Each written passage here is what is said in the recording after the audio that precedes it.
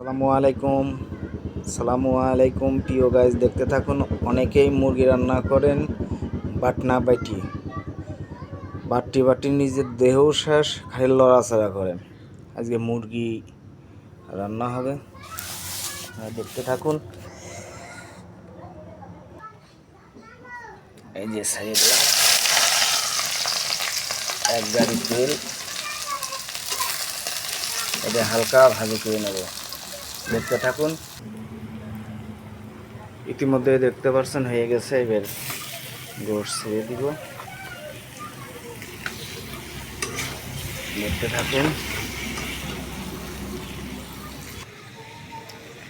এভাবে ভাজি করে নেব, তারপরে গরম পানি করে রাখছি, সেই গরম পানি দিয়ে রান্না করব, দেখতে থাকুন।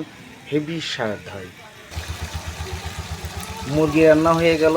অবশ্যই এভাবে রান্না করবেন, খাবেন, সাপোর্ট করবেন। আল্লাহ হাফেজ।